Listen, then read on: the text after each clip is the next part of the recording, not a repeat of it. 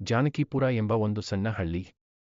ಅದನ್ನು ಜನಸಾಮಾನ್ಯರು ಆಧುನಿಕತೆಯಿಂದ ಹಿಂದುಳಿದ ಹಳ್ಳಿಯಂತೆ ಕಂಡರೂ ಈ ಹಳ್ಳಿಯ ನೆಲ, ಗಾಳಿ ಮತ್ತು ನೀರಿನಲ್ಲೇ ಬೇರೂರಿತ್ತು ಒಂದು ಪ್ರೇರಣಾದಾಯಕ ಕಥೆಯ ಬೀಜ. ಈ ಹಳ್ಳಿಯ ನಾಯಕ್ ಶರಣಪ್ಪ ಬಡ ರೈತನ ಮಗ. ಅವನಿಗೆ ದೊಡ್ಡ ಕನಸು, ತನ್ನ ಹಳ್ಳಿಯ ಆರ್ಥಿಕ ಸ್ಥಿತಿಯನ್ನು ಉತ್ತಮಗೊಳಿಸಿ ನಾಡಿನಲ್ಲೇ ಮಾದರಿ ಹಳ್ಳಿಯನ್ನಾಗಿ ಮಾಡಬೇಕೆಂಬುದು. ಶರಣಪ್ಪನಿಗೆ ಶಿಕ್ಷಣ ಪಡೆಯುವ ಸಾಧ್ಯತೆ ಕಡಿಮೆ ಇತ್ತು, ಆದರೆ ಅವನು ಭೂಮಿಯ ಸಂಸ್ಕೃತಿಯನ್ನು, ಮನುಷ್ಯನ ಶ್ರಮವನ್ನು ಮತ್ತು ಸಹಕಾರದ ಶಕ್ತಿಯನ್ನು ಅರ್ಥಮಾಡಿಕೊಂಡಿದ್ದ. ಹಳ್ಳಿಯ ಬೆಳೆಗಾರರೊಂದಿಗೆ ಚರ್ಚಿಸುತ್ತಾ, ಹೊಸ ತಂತ್ರಜ್ಞಾನಗಳನ್ನು ತರಲು ಪ್ರಯತ್ನಿಸುತ್ತಾ ಅವನು ಹೊಸ ಹಾದಿ ಕಾಣಲು ಆರಂಭಿಸಿದ್ದ. ಒಂದು ದಿನ ಶರಣಪ್ಪ ಪಟ್ಟಣಕ್ಕೆ ಹೋಗಿ ಕೃಷಿಗೀರ್ಗಳು, ಜೆಎಂಆರ್ ಮಾದರಿಯ ರೈತಾಭಿವೃದ್ಧಿ ಕೇಂದ್ರಗಳ ಬಗ್ಗೆ ತಿಳಿದುಕೊಂಡ. ಅವನು ಹಳ್ಳಿಯವರ ಜೊತೆಗೂಡಿ ಅವರಿಗೆ ತರಬೇತಿ ನೀಡಲು ಶುರು ಮಾಡಿದ. ನಾವು ನಮ್ಮ ನೆಲವನ್ನೇ ದೇವರನ್ನಾಗಿ ಪೂಜಿಸುತ್ತೇವೆ, ಆದರೆ ನಾವೇ ಅದನ್ನು ಸರಿಯಾಗಿ ಬಳಸಿಕೊಳ್ಳುತ್ತಿಲ್ಲ ಎಂದು ಹೇಳುತ್ತಿದ್ದ ಶರಣಪ್ಪ. ಕಳೆದ 5 ವರ್ಷಗಳಲ್ಲಿ ಜನರು ತಂತ್ರಜ್ಞಾನವನ್ನು ಅಳವಡಿಸಿಕೊಂಡರು, ಸಮೂಹದಿಂದ ಬೆಳೆಗಾರಿಕೆ ಶುರು ಮಾಡಿದರು, ಹಳ್ಳಿಯ ಮಕ್ಕಳಿಗೆ ಶಿಕ್ಷಣದ ಅವಕಾಶಗಳನ್ನು ಕಲ್ಪಿಸಿದರು. ಆ ಹಳ್ಳಿಯಲ್ಲೊಂದು ಹೊಸ ಬೆಳಕು ಮೂಡಿತು, ಹಳ್ಳಿಯ ಹೆಸರನ್ನು ರಾಜ್ಯ ಮಟ್ಟದಲ್ಲಿ ಗೌರವದಿಂದ ಉಲ್ಲೇಖಿಸಲಾಯಿತು. ಪ್ರಾಚೀನ ಕಾಲದಲ್ಲಿ ಒಂದು ಹಳ್ಳಿ ಸುಂದರವಾಗಿ ಕಂಡುಹಿಡಿಯಲಾದ ದಟ್ಟ ವನಗಳಿಂದ ಮತ್ತು ಹಸಿರು ಹೊಲಗಳಿಂದ ಕೂಡಿತ್ತು. ಆದರೆ ಹಳ್ಳಿಯ ಜನರು ಆತ್ಮವಿಶ್ವಾಸವಿಲ್ಲದ ಹೀನಮನೋಭಾವದವರು. ನಮಗೆ ಏನಾದರೂ ಮಾಡಲು ಸಾಧ್ಯವೇ ಎಂಬ ಅನುಮಾನದಲ್ಲಿ ಬದುಕುತ್ತಿದ್ದರು. ಒಂದು ದಿನ ಹಳ್ಳಿಗೆ ಬುದ್ಧಿವಂತ ಸಾಧು ಬಂದ. ಆತನು ಜನರ ಮುಂದೆ ಕಷ್ಟಗಳಿಗೆಲ್ಲ ಪರಿಹಾರವನ್ನು ನೀಡುವ ಮನೋಭಾವದಿಂದ ಹಾಸ್ಯಮಯವಾಗಿ ಮಾತನಾಡಿದ. ನಿಮ್ಮ ಹಳ್ಳಿಯ ಹತ್ತಿರದ ಕದಿರು ಹೊಲವನ್ನು ಬಾಳೆಯ ತೋಟವನ್ನಾಗಿ ಮಾಡಬಹುದೆಂದು ನೀವು ಎಂದಾದರೂ ಯೋಚಿಸಿದ್ದೀರಾ ಎಂದು ಕೇಳಿದ. ಹಳ್ಳಿಯ ಜನರು ಇದನ್ನು ಕೇಳಿ ಮರುಮಾತು ಸಿಕ್ಕದೆ ನಿಂತರು. ಸಾಧು ಅವರ ಮಾರ್ಗದರ್ಶನದಲ್ಲಿ ಜನರು ಬೆಳೆಯ ಬಗ್ಗೆ ಜಾಗೃತರಾದರು ಮತ್ತು ಶ್ರಮದಿಂದ ತನ್ನ ಹಳ್ಳಿಯನ್ನು ಅಭಿವೃದ್ಧಿ ಮಾಡಿದರು. ಕೆಲವೇ ವರ್ಷಗಳಲ್ಲಿ ಈ ಹಳ್ಳಿ ಒಂದು ಶ್ರೀಮಂತ ತೋಟವಾಗಿದೆ. ಕುಟುಂಬವೂ ಬೆಳೆದಿತ್ತು. ಅವರು ಕಷ್ಟದಲ್ಲಿ ಜೀವನ ಸಾಗಿಸುತ್ತಿದ್ದರು, ಆದರೆ ಅವರ ಕನಸು ಎಂದರೆ ತಮ್ಮ ಮಕ್ಕಳಿಗೆ ಉತ್ತಮ ವಿದ್ಯೆ ನೀಡಿ ಜೀವನದಲ್ಲಿ ದೊಡ್ಡವರಾಗಲು ಸಹಾಯ ಮಾಡುವುದು. ಅವರ ಹೆಸರಿಲ್ಲದ ಹೋರಾಟವು ಹತ್ತಿರದ ನಗರದಲ್ಲಿ ಯಾರಿಗೂ ಗಮನ ಸೆಳೆದಿರಲಿಲ್ಲ, ಆದರೆ ಅವರು ಯಾವಾಗಲೂ ತನ್ನ ದಾರಿಯಲ್ಲಿ ನಿಷ್ಠೆ ಮತ್ತು ಶ್ರಮವನ್ನು ತೋರಿಸುತ್ತಿದ್ದರಿಂದ ಅವರು ವಿಫಲವಾದರೂ ನಿರಾಶೆಯಾಗುವುದಿಲ್ಲ. ಒಂದು ದಿನ ಅವರು ತಮಗೆ ಅಗತ್ಯವಿರುವ ಕೆಲವು ಸಲಕರಣೆಗಳನ್ನು ಪಡೆಯಲು ಧೈರ್ಯವಂತಿಕೆಗೆ ಕೈ ಹಾಕಿದರು. ಅವರು ಬಹಳ ದಿನಗಳು ದುಡಿದುಕೊಂಡು ತಮ್ಮ ಕನಸು ಬೇರೆಯವರ ಹೃದಯಗಳಿಗೆ ತಲುಪಿಸುವಲ್ಲಿ ಯಶಸ್ವಿಯಾಗಿದ್ದರು. ಕೇವಲ ಇಂಥ ಶ್ರಮವೇ ದೀರ್ಘಾವಧಿಯ ಯಶಸ್ಸಿಗೆ ದಾರಿ ಮಾಡಿಕೊಟ್ಟಿತು. ಗುಬ್ಬಿ ತನ್ನ ಪ್ರಾಕೃತಿಕ ಸೌಂದರ್ಯದಿಂದಲೇ ಜನಪ್ರಿಯವಾಗಿತ್ತು. ಹಳ್ಳಿಯ ಜನರು ಸರಳ ಜೀವನವನ್ನು ಅನುಸರಿಸುತ್ತಿದ್ದರು. ಆದರೆ ಹಲವಾರು ವರ್ಷಗಳಿಂದ ಈ ಹಳ್ಳಿಯು ಅಭಿವೃದ್ಧಿಯ ಹಾದಿಯಲ್ಲಿತ್ತು. ಹಳ್ಳಿಯ ಯುವಕರು ಕೆಲಸಕ್ಕಾಗಿ ನಗರಗಳಿಗೆ ಹೋಗಿ ತಮ್ಮ ಹಳ್ಳಿಯನ್ನು ಮರೆತುಬಿಟ್ಟಿದ್ದರು. ಗಂಗಾಧರ್, ಹಳ್ಳಿಯ ಹಿರಿಯರು ಹಳ್ಳಿಯ ಪ್ರತಿಯೊಬ್ಬರಿಗೂ ಪಿತೃತ್ವದಂತೆ ಕಾಣುತ್ತಿದ್ದರು. ನಮ್ಮ ಹಳ್ಳಿಯು ಅದೆಷ್ಟೋ ಸಂಸ್ಕೃತಿಯ ಕೊಳವೆಯಾಗಿತ್ತು ಎಂದು ಅವರು ಸೇರಿಂಗ್ ಹೇಳುತ್ತಿದ್ದರು. ಅವರು ಗ್ರಾಮದ ಯುವಕರನ್ನು ಹಳ್ಳಿಯ ಮೌಲ್ಯಗಳನ್ನು ಉಳಿಸಬೇಕೆಂದು ಪ್ರೋತ್ಸಾಹಿಸುತ್ತಿದ್ದರು. ಒಂದು ದಿನ ಗಂಗಾಧರ್ ಒಂದು ಸಣ್ಣ ಕಾರ್ಯಕ್ರಮ ಆಯೋಜಿಸಿದರು. ಎಲ್ಲರೂ ಹಳ್ಳಿ ಸೇರಲು. ಯುವಕರು, ಹಿರಿಯರು ಮತ್ತು ಮಕ್ಕಳು ಎಲ್ಲರೂ ಭಾಗವಹಿಸಿದರು. ಕಾರ್ಯಕ್ರಮದಲ್ಲಿ ಅವರು ಹೇಳಿದರು, ನಮಗೆ ಇಲ್ಲಿ ಎಲ್ಲವೂ ಇದೆ, ಸ್ವಚ್ಛ ಗಾಳಿ, ನೈಸರ್ಗಿಕ ಆಹಾರ ಮತ್ತು ಮನುಷ್ಯತ್ವದ ಬಾಂಧವ್ಯ. ನಾವೇನು ಇಲ್ಲಿಲ್ಲವೆಂದು ನಗರಗಳಿಗೆ ಓಡಿಬಿಟ್ಟಿದ್ದೇವೆ. ನಮ್ಮ ಹಳ್ಳಿಯು ಒಂದು ಸುಂದರ ಭವಿಷ್ಯ ನಿರ್ಮಿಸಲು ಸಮರ್ಥವಾಗಿದೆ. ಈ ಮಾತುಗಳಿಂದ ಯುವಕರಿಗೆ ತಮ್ಮ ಹಳ್ಳಿಯ ಮೇಲೆ ಹೆಮ್ಮೆ ಮೂಡಿತು. ಅವರು ತಮ್ಮ ಹಳ್ಳಿಯ ಅಭಿವೃದ್ಧಿಗೆ ಕೆಲಸ ಮಾಡಲು ಮುಂದಾದರು. ಬೆಟ್ಟಗಳಲ್ಲಿನ ಜಲಶ್ರೀ ಶ್ರೇಣಿಯನ್ನು ಅಭಿವೃದ್ಧಿಪಡಿಸಿದರು, ಶಾಲೆಗೆ ಹೊಸ ಕಟ್ಟಡ ನಿರ್ಮಿಸಿದರು ಮತ್ತು ಯುವಕರಿಗೆ ಉದ್ಯೋಗಾವಕಾಶಗಳನ್ನು ತಂದರು. ವಾದ ಹಳ್ಳಿಯಲ್ಲೊಂದು ಹಸಿರೆಲೆಗಳ ಗುಡ್ಡಗಳು, ಹಸುರಿನ ಹೊಲಗಳು ಮತ್ತು ಶಾಂತವಾಗಿ ಹರಿಯುವ ಹಳ್ಳದ ನಡುವೆ ಕೃಷಿಕರ ಕುಟುಂಬವೊಂದು ವಾಸವಿತ್ತು. ಈ ಕುಟುಂಬದ ಮುಖ್ಯಸ್ಥನು ಹನುಮಂತಪ್ಪ, ಕಠಿಣ ಕೆಲಸ ಮಾಡುವ ಕೃಷಿಕ. ಆದರೆ ಅವನಿಗೆ ಒಂದು ದೊಡ್ಡ ಕನಸು ಇತ್ತು, ತನ್ನ ಹಳ್ಳಿಯ ಎಲ್ಲಾ ಮಕ್ಕಳಿಗೆ ಶಿಕ್ಷಣವನ್ನು ಕೊಡಿಸಲು. ಹನುಮಂತಪ್ಪನ ಹಳ್ಳಿ ಬಹಳ ಸಣ್ಣದು. ಅಲ್ಲಿ ಶಾಲೆಗಳಿಲ್ಲ, ಬಡತನ ಹೆಚ್ಚಾಗಿತ್ತು, ಮಕ್ಕಳಿಗೆ ಕಷ್ಟಪಟ್ಟು ಓದಲು ಸಾಧ್ಯವಾಗುತ್ತಿರಲಿಲ್ಲ. ಹನುಮಂತಪ್ಪನಿಗೆ ಇದನ್ನು ಬದಲಾಯಿಸುವ ಆಕಾಂಕ್ಷೆಯಿತ್ತು. ಹಳ್ಳಿ ಹೊಳೆಯೊಂದು ಸಾಕಷ್ಟು ದೊಡ್ಡದಾಗಬೇಕಾದರೆ ಅದು ನದಿ ಸೇರುವ ಹಾಗೆ ಹರಿಯಬೇಕು ಎಂದಿದ್ದನು ಹನುಮಂತಪ್ಪ. ಅವನಿಗೆ ತಿಳಿದಿತ್ತು, ಶಿಕ್ಷಣವೇ ಹಳ್ಳಿಯ ಭವಿಷ್ಯ ರೂಪಿಸಬಲ್ಲ ಶಕ್ತಿ. ಅವನ ಕನಸು ಸುಳ್ಳಾಗಿಸಲು ಹಲವಾರು ಸವಾಲುಗಳು ಎದುರಾದವು. ಹಳ್ಳಿಯ ಜನರು ಹನುಮಂತಪ್ಪನ ಚಿಂತನೆಗೆ ಮೊದಲು ಗಂಭೀರವಾಗಿ ಸಹಕರಿಸಿಲ್ಲ. ಈಗಾಗಲೇ ಜೀವನ ಕಷ್ಟಕರ. ಮಕ್ಕಳನ್ನು ಶಾಲೆಗೆ ಕಳುಹಿಸೋದು ಹೇಗೆ ಎಂದು ಎಲ್ಲರೂ ಪ್ರಶ್ನಿಸಿದರು.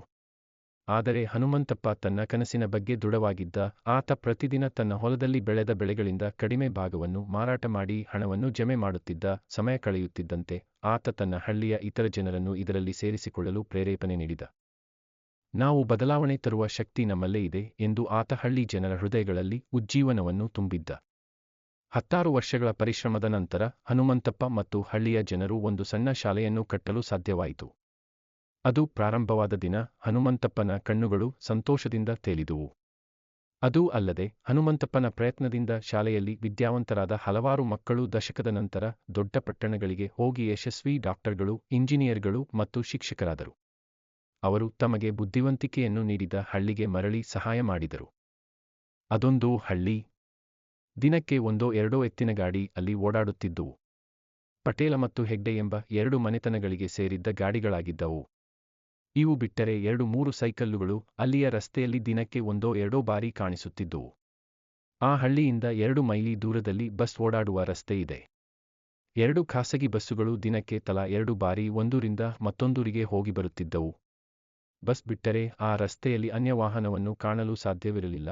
ಬಸ್ ಹೋಗುವ ಮುಖ್ಯರಸ್ತೆಯಿಂದ ಹಳ್ಳಿಗೆ ಹೊರಟ ಕಚ್ಚಾ ರಸ್ತೆ, ಅದನ್ನು ಕಚ್ಚಾ ರಸ್ತೆ ಎನ್ನಬೇಕೆ, ಜಲ್ಲಿಟಾರುಗಳನ್ನದು ಕಾಣದಿದ್ದರೂ ಕಡುಬೇಸಿಗೆಯಲ್ಲೂ ಧೂಳನ್ನು ಹೊಂದುತ್ತಿರಲಿಲ್ಲ. ಬರಿಗಾಲಲ್ಲೇ ನಡೆಯುವ ಹಳ್ಳಿ ಮಂದಿಗೆ ಯಾವ ತ್ರಾಸನ್ನೂ ಕೊಡುತ್ತಿರಲಿಲ್ಲ. ಅಂಥ ರಸ್ತೆ ಕಚ್ಚಾವೆ? ಅಚ್ಚಾವೆ? ಅದು ಇನ್ನೂ 3 ಹಳ್ಳಿಗಳನ್ನು ದಾಟಿ 4 ಮೈಲಿ ದೂರದಲ್ಲಿ ಬಸ್ ಸೇವೆ ಇರುವ ಮತ್ತೊಂದು ಮುಖ್ಯರಸ್ತೆಯನ್ನು ಸಂಪರ್ಕಿಸುತ್ತಿತ್ತು. ಆ ರಸ್ತೆಯ ಇಕ್ಕೆಲಗಳಲ್ಲೂ ಬೆಟ್ಟ, ಗುಡ್ಡಗಳು, ಹಸಿರು, ಹಸಿರು, ಹಸಿರು. ಕಣ್ಣಿಗೆ ಹಸಿರು ಬಿಟ್ಟರೆ ಆ ಹಸಿರನ್ನು ಮೇಯಲು ಬರುವ ಜಾನುವಾರುಗಳಷ್ಟೇ ಕಂಡವು. ಹೆಚ್ಚಿನವು ಮಲೆನಾಡು ಗಿಡ್ಡ ಎಂಬ ಊರ ತಳಿಯ ಗೋವುಗಳು. 100 ಗೋವುಗಳಿದ್ದ ಪ್ರತಿ ಮನೆಯಲ್ಲೂ ಕನಿಷ್ಠವೆಂದರೂ 3-4 ಗೋವುಗಳಿದ್ದ ಊರದು. ಹಾಗೆಂದು ಹಾಲೇನೂ ಯಥೇಚ್ಛವಿತ್ತೆನ್ನಲಾಗದು. ಹಾಲು ಯಥೇಚ್ಛವಿಲ್ಲದಿದ್ದರೇನಂತೆ?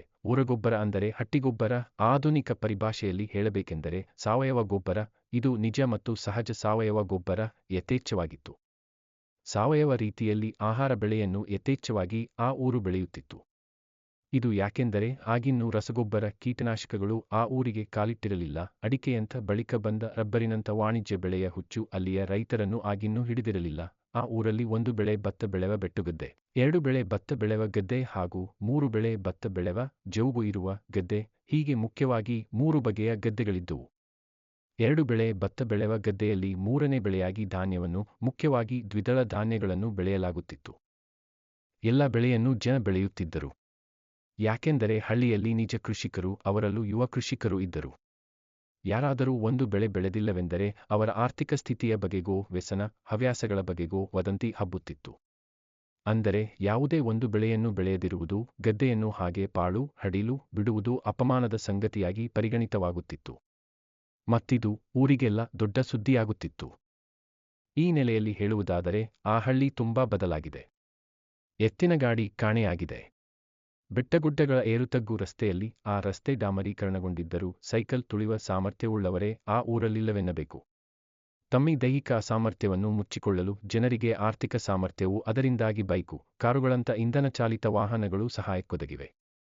ಅಸಾಮರ್ಥ್ಯವನ್ನು ಮುಚ್ಚಿಕೊಳ್ಳುವುದರ ಜತೆಜತೆಗೆ ಪ್ರತಿಷ್ಠೆಯಂತ ಕೊಂಡಾಡಬಹುದಾದ ರೀತಿಯ ಅಹಂಕಾರವನ್ನು ನಿಸ್ಸಂಕೋಚವಾಗಿ ಮತ್ತು ನಿರ್ಲಜ್ಜವಾಗಿಯೂ ಕೂಡ ಪ್ರದರ್ಶಿಸಲು ಅವು ನೆರವಿಗೆ ಬಂದಿವೆ. ಈಗ ಮುಖ್ಯರಸ್ತೆಯಲ್ಲಿ 10 ನಿಮಿಷಕ್ಕೊಂದರಂತೆ, ಏರು ಅವಧಿಯಲ್ಲಿ ಇನ್ನೂ ಹೆಚ್ಚು ಬಸ್ಸುಗಳು ಓಡಾಡುತ್ತವೆ. ಇತರ ವಾಹನಗಳು ಬಸ್ಸಿನ 10 ಪಟ್ಟು, ಅಕ್ಷರಶಃ ಬಸ್ಸಿನ ಕನಿಷ್ಠ 10 ಪಟ್ಟು ಹೆಚ್ಚಿವೆ. ಆದರೂ ಬಸ್ಸು ಸದಾ ತುಂಬಿ ತುಳುಕುತ್ತಿರುತ್ತದೆ.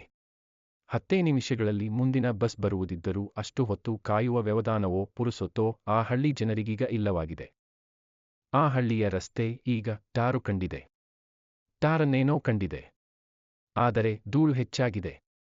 ರಸ್ತೆಯ ಅಕ್ಕಪಕ್ಕದ ಬದಿಯ ಅಕ್ಕಪಕ್ಕದ್ದೇನು ತುಸು ದೂರದ್ದು ಕೂಡ ಗಿಡಮರಗಳ, ಅಳಿದುಳಿದ ಗಿಡಮರಗಳ ಯಾವ ಎಲೆಗಳೂ ಧೂಳಿನಿಂದ ಮುಕ್ತವಾಗಿಲ್ಲ. ಬಹುಶಃ ಮಳೆಗಾಲದ ಕೆಲವು ದಿನಗಳಲ್ಲಿ, ಕೆಲವೇ ದಿನಗಳಲ್ಲಿ ಅವುಗಳ ಮೇಲೆ ಧೂಳಿನಂಥ ಧೂಳು ಅಂತ ಇರುವುದಿಲ್ಲ. ಬೆಟ್ಟಗುಡ್ಡಗಳೇನೋ ಇವೆ, ಇನ್ನೂ ವಿಕಾರಕ್ಕೊಳಗಾಗಿವೆ. ಅವುಗಳ ಮೇಲಿನ ಗಿಡಗಂಟಿಗಳು, ಮರಮಟ್ಟುಗಳೆಲ್ಲ ಗೇರುಕೃಷಿಗಾಗಿ ಕೊಡಲಿಗೆ ಬಲಿಯಾಗಿವೆ. ಗೇರುಗಿಡ ನೆಡಲೆಂದು ಗೈದ ಅಗಿತವು ಇಡಿಯ ಗುಡ್ಡಕ್ಕೆ ವೃತ್ತಾಕಾರದಲ್ಲಿ 100 ನಾಮಗಳನ್ನು ಬಳಿದಂತೆ ಭಾಸವಾಗುತ್ತಿದೆ. ಹಿಂದೆಲ್ಲ ಆ ಬೆಟ್ಟದಲ್ಲಿ ಮತ್ತು ಸುತ್ತಮುತ್ತವೂ ಮಳೆಗಾಲದ 2 ತಿಂಗಳು ನೀರ ಚಿಲುಮೆಗಳನ್ನು ಕಾಣಬಹುದಿತ್ತು. ಈಗ ಗೇರುಗಿಡಗಳನ್ನು ಮಾತ್ರ ಹೊತ್ತುಕೊಂಡಿರುವ ಈ ಬೆಟ್ಟಗಳು ಬೋಳುಬೆಟ್ಟದಂತಾಗಿ ಮಳೆ ನೀರನ್ನು ಹಿಡಿದಿಟ್ಟುಕೊಳ್ಳುವ ಸಾಮರ್ಥ್ಯವನ್ನೇ ಕಳಕೊಂಡಿವೆ. ಹಳ್ಳಿಯ ಬಾವಿಗಳೆಲ್ಲ ಕಡುಬೇಸಿಗೆಯಲ್ಲೂ ನೀರನ್ನು ಯಥೇಚ್ಛ ಹೊಂದುವಂತೆ ಅಂತರ್ಜಲವನ್ನು ಶ್ರೀಮಂತಗೊಳಿಸುತ್ತಿದ್ದ ಈ ಬೆಟ್ಟಗಳು ಈಗ ಮಳೆ ನೀರನ್ನು ಅದರ ಮೂಲಸ್ಥಾನವಾದ ಸಮುದ್ರಕ್ಕೆ ನಿರ್ವಂಚನೆಯಿಂದ ಬಿಟ್ಟುಕೊಡುತ್ತಿರುವಂತೆ ಕಾಣುತ್ತಿವೆ. ನ್ಯಾಮ್. ಹಾಗೆ ಓಡಾಡಲು ಜಾನುವಾರುಗಳು ತುಂಬಾ ಇವೆ ಎಂದುಕೊಂಡಿರಾ? ಊರ ತಳಿಯ ಗೋವುಗಳನ್ನು ಸಾಕಲು ಯಾರೂ ಈಗ ಧೈರ್ಯ ತೋರುತ್ತಿಲ್ಲ. ಹಾಗೆ ಧೈರ್ಯ ತೋರಿ ಅವನ್ನು ಸಾಕಿದರೂ ಕೊಟ್ಟಿಗೆಯಲ್ಲಿ ಕಟ್ಟಿಹಾಕಿಯೇ ಸಾಕಬೇಕಷ್ಟೇ. ಯಾಕೆಂದರೆ ಅವುಗಳ ಮೇವಿನ ಜಾಗ ಆಕ್ರಮಣಕ್ಕೊಳಗಾಗಿ ಬೇಲಿಯನ್ನು ಹೊಂದಿವೆ. ಹೊರಗೆ ಬಿಟ್ಟ ಹಲವು ಗೋವುಗಳು ಕಟುಕರ ಆಕ್ರಮಣಕ್ಕೊಳಗಾಗಿ ಕಸಾಯಿಖಾನೆ ಸೇರಿವೆ.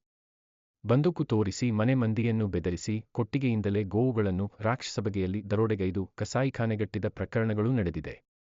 ಇಷ್ಟಿದ್ದೂ ಹಳ್ಳಿ ಶಾಂತವಾಗಿದೆ.